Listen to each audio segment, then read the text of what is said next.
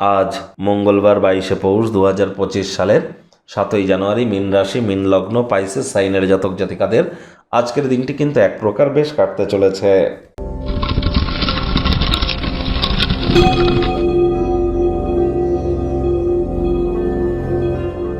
ভিডিওটির শুরুতেই স্ক্রিনে আপনারা দেখতে পাচ্ছেন মঙ্গল গ্রহের বীজমন্ত্র ওম ক্রাং ক্রিং ক্রং স ভোমায় নমঃ।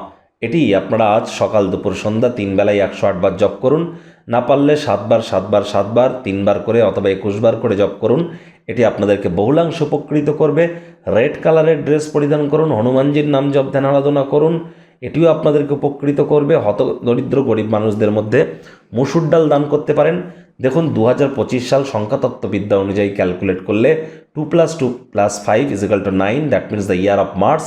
2025 সাল মঙ্গলের বছর।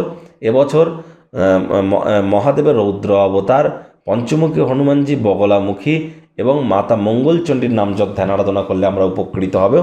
আর এই মঙ্গলের বছরটি আপনাদের ক্ষেত্রে ঠিক কেমন অতিবাহিত হবে, বাৎসরিক রাশিফল অলরেডি চ্যানেলে আপলোড করা হয়েছে, সময় সুযোগ বুঝে দেখে শুনে নেবেন।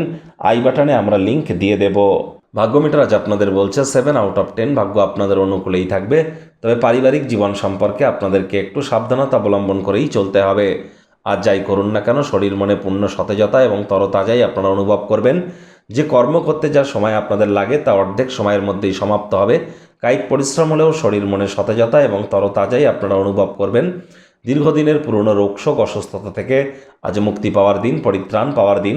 অর্থগত ব্যাপারে আয় ইনকাম তো বাড়বে, তবে খরচও কিন্তু বাড়তে চলেছে, যার কারণে সঞ্চয়ে ঘাটতি পড়তে পারে।